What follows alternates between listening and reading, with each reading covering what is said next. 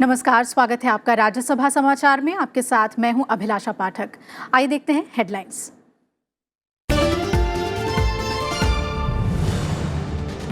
राज्यसभा में मध्यस्थम और सुलह संशोधन विधेयक 2019 पेश। विधि और न्याय मंत्री रविशंकर प्रसाद ने पेश किया बिल। मध्यस्थ संस्थानों की ग्रेडिंग के लिए भारतीय मध्यस्थता परिषद बनाने का प्रस्ताव।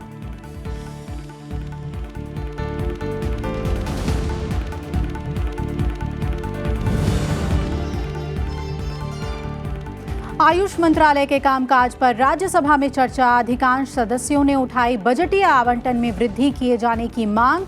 प्राचीन भारतीय पद्धतियों के विकास के लिए शिक्षा को और अधिक गुणवत्तापूर्ण बनाने पर दिया जोर।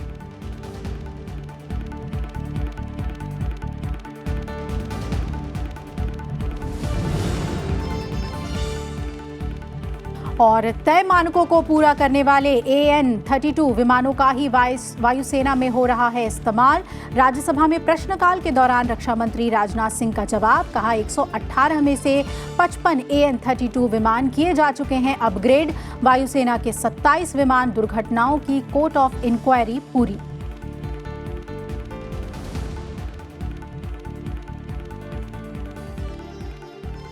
राज्यसभा में आज शून्यकाल के दौरान सदस्यों ने जनहित से जुड़े कई अहम मुद्दे उठाए। इसमें पूरे देश में समान बिजली दर, निजी अस्पतालों की मनमानी, असम बाढ़ समेत कई मसलों पर सरकार का ध्यान दिलाया गया। अलग अलग प्रदेशों में अलग अलग रेट है। हर गरीब अपने घर में जब 3 रुपए यूनिट J&K में है तो 8 रुपए यूनिट पंजाब में है। ये 5 रुपए का अत्याचार खत्म होगा और एक देश में एक बिजली का रेट होगा।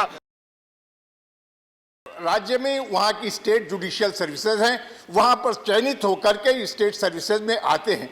इसी तरीके से यूनियन पब्लिक सर्विस कमीशन के माध्यम से हायर जुडिशियल सर्विसेज हों।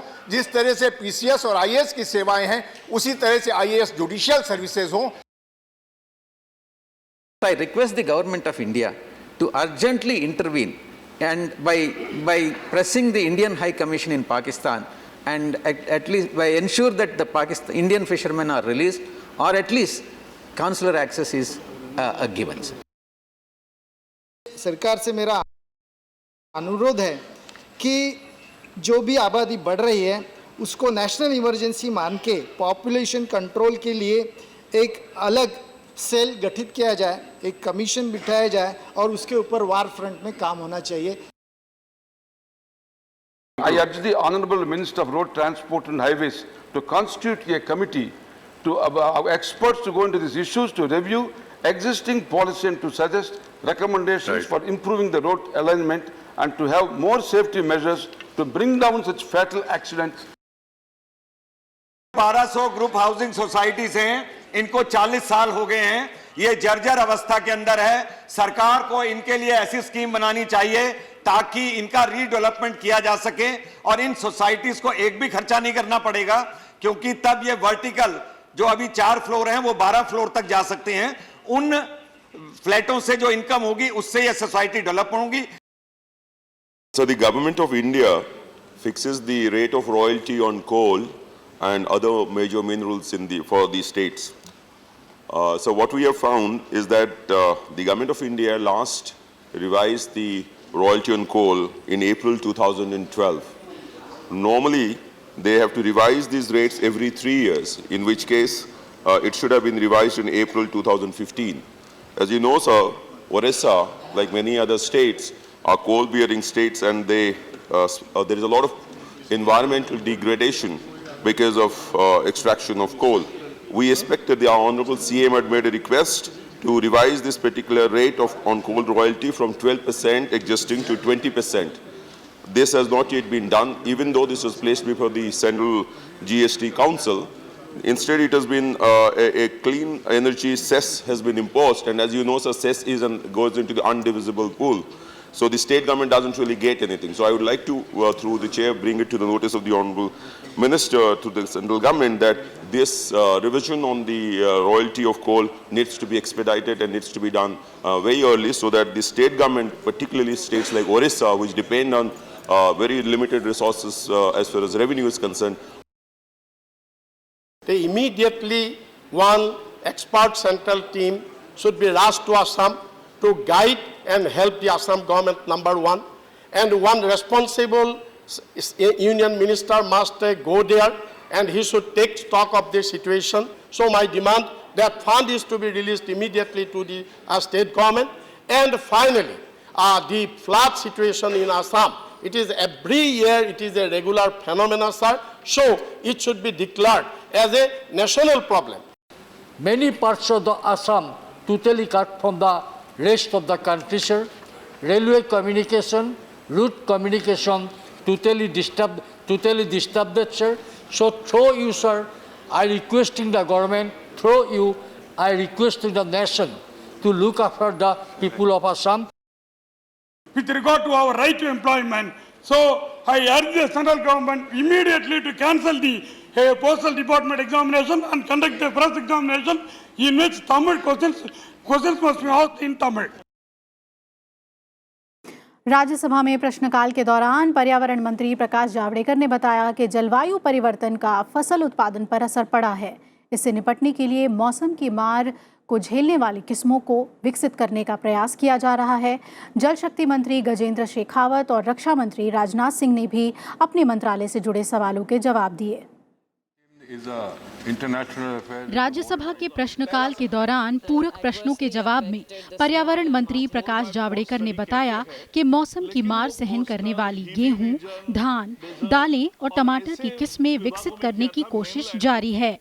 एनआरसीएफ ने उसके लिए एक उपाय जो किया है वो ये किया है कि develop heat and drought tolerant wheat, flood tolerant rice, drought tolerant pulses, water logging and high temperature tolerant tomato, etc.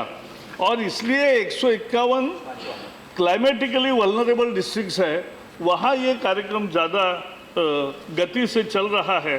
और salt tolerant wheat variety and heat and flood tolerant variety of groundnut, ये सब इसका उपयोग करने लगे हैं।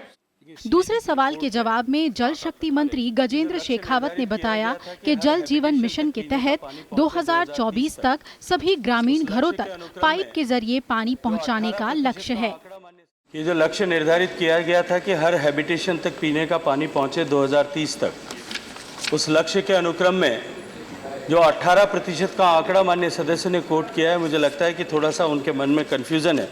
18% जो आंकड़ा है वो piped water availability in the house hold का है, जबकि एक्सेस टू द वाटर जिसके बारे में माननीय सदस्य ने चर्चा की है, वो टारगेट जो है वो 89% तक कवरेज हो चुका है, जहां 40 litre per capita per day water availability का एक्सेस प्रदान किया गया।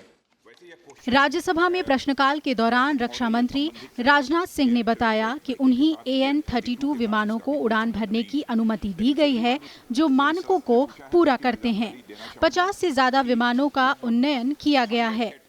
लगभग 118 AN-32 विमान हमारे पास हैं, जिनमें कि आउट ऑफ 118 55 जो AN-30 प्लेन्स हैं उनका अपग्रेडेशन भी हो चुका है और उसमें जो एयर वर्दी हैं यानी जो फ्लाई कर सकती हैं ठीक तरीके से, ऐसे ही प्लेन्स को उड़ान भरने की इजाज़त दी जाती है। एक्सीडेंट्स हुए हैं अथवा जितने भी क्रैश हुए हैं उन सब में कोर्ट ऑफ इंक्वायरी का आदेश दिया गया और लगभग विगत 5 वर्षों के अंदर 44 कोर्ट ऑफ इंक्वायरीज के आदेश दिए गए हैं, जिसमें कि 27 कोर्ट ऑफ इंक्वायरीज या कंप्लीट हो चुकी हैं। सदन में पोलावरम परियोजना और तेलंगाना में ग्राम पंचायतों में जैव शौचालयों की स्थिति पर भी सवाल उठाए गए थे। कृति मिश्रा, राज्यसभा टीवी। भारतीय पंचायत परिषद की स्थापना के प्रस्ताव से जुड़ा मध्यस्थम और सुलह संशोधन विधेयक 2019 राज्यसभा में आज पेश किया गया। कानून मंत्री रविशंकर प्रसाद ने इस विधेयक को पेश किया। इसके जरिए इससे जुड़े 1996 के अधिनियम में संशोधन किया जाएगा। विधेयक में मध्यस्थ संस्थानों की ग्रेडिंग के लिए भारतीय मध्यस्थता परिषद के नाम से एक स्वतंत्र निकाय बनाने का प्रावधान है।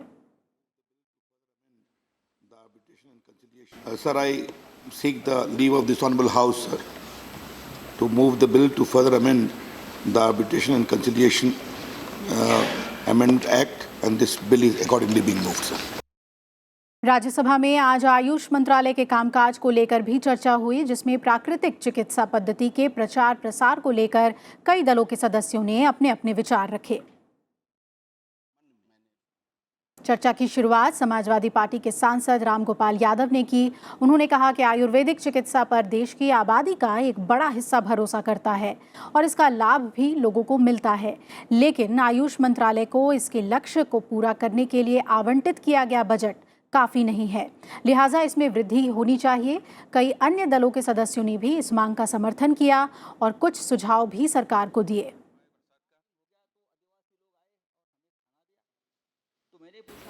इस मंत्रालय को पैसा ज़्यादा दीजिए।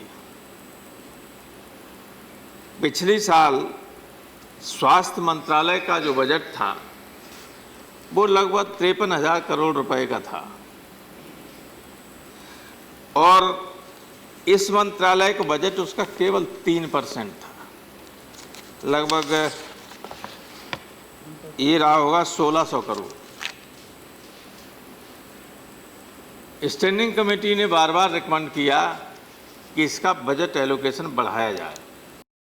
अभी होता है कि आयुर्वेद में जिसने शिक्षण प्राप्त कर लिया है, ऐसे आयुर्वेद के शिक्षा प्राप्त करने के लिए BAMS जिसको डिग्री हुआ करती थी, और उसको नौकरी का ही मौका नहीं है। और जब नौकरी का ही मौका नहीं है तो वो पढ़ेगा क्यों? जब वो पढ़ता है तो किसी न किसी उम्मीद की लेकर के पढ़ता है। तो ऐसे पढ़े हुए लोगों को उसकी ठीक प्रकार से प्लेसमेंट होना चाहिए, पोस्टिंग होना चाहिए, जिससे कि वो अपना काम कर सके और उसके प्रमोशन के चैनल्स खुलना चाहिए। Research is an integrated part of this Ayush system. Rather, it should be considered as a must. But unfortunately, the fund that has been given by the present government for the research purpose is much below than the required amount, sir. The government must take this thing into consideration. So I would like to, through the chair, bring it to the notice of the Honourable Minister to the central government that this revision on the royalty of coal needs to be expedited and needs to be done very early, so that the state government, particularly states like Orissa, which depend on very limited resources as far as revenue is concerned, are benefited. आपने अस्पताल खोले हैं, colleges खोले हैं। महाराष्ट्र में बड़ा राज्य है, प्रोग्रेसिव राज्य है, लेकिन आज भी ग्रामीण रुग्णालय में आयुर्वेदिक डॉक्टर मुझे नहीं दिखता जो MS और MD लेवल का हो। जो कॉलेज अपने खोले हैं आयुर्वेदिक के, आयुर्वेद वहाँ ना पंचकर्म के लिए कुछ अलग से आपने प्रावधान किया है, मैंने देखा है खुद जाकर। मुझे मालूम है आज गांव में जो बैठा हुआ है BMS, उसको नौकरी नहीं मिल रही है, वो दुकान खोल के बैठा हुआ है, उसके पास मरीज केवल जयराम जी आयुर्वेदा की दवाई लेने नहीं जाता है, वो चाहता है कि मुझे इमीडिएट रिलीफ मिले। This Nilavembu Kudineer is made by mixing 9 ingredients in equal measure. Based on the results of the study, we see the formulation working very well for dengue and chikungunya, and I want the Ayush Ministry to recognize, promote and also use it throughout the country for this good cure. चर्चा का जवाब देते हुए आयुष मंत्री श्रीपाद यसो नाइक ने कहा कि चर्चा में सदस्यों ने जो भी चिंताएं गिनाई हैं, सरकार का उन सभी पर ध्यान है और ज़रूरत के हिसाब से आगे भी कदम उठाए जा रहे हैं। उन्होंने कहा कई राज्यों और केंद्र शासित प्रदेश में आयुर्वेद की सुविधाएं बढ़ाई जा रही हैं। उन्होंने सांसदों की इस मांग से सहमति जताई कि आयुष डॉक्टरों का वेतन अन्य डॉक्टरों की तरह होना चाहिए। हमने प्रधानमंत्री जी से, फाइनेंस मिनिस्ट्री से हमारी मांग रखी हुई है। सालाना थोड़ा बहुत बढ़ता है, लेकिन आयुष जब तक इंफ्रास्ट्रक्चर सही ना होगा, रिसर्च के ऊपर हम ज़्यादा खर्च नहीं कर पाएंगे, तभी हम जितने चाहिए उतने आगे नहीं बढ़ेंगे। और इसीलिए मैं सरकार से अनुरोध करता हूँ आगे बढ़ने के लिए, इसकी ज़रूरत है और इसलिए मैं आप सबका और फिर एक बार धन्यवाद करता हूँ महोदय। राज्यसभा समाचार में इतना ही। आप जुड़े रहिए राज्यसभा टीवी के साथ। नमस्कार।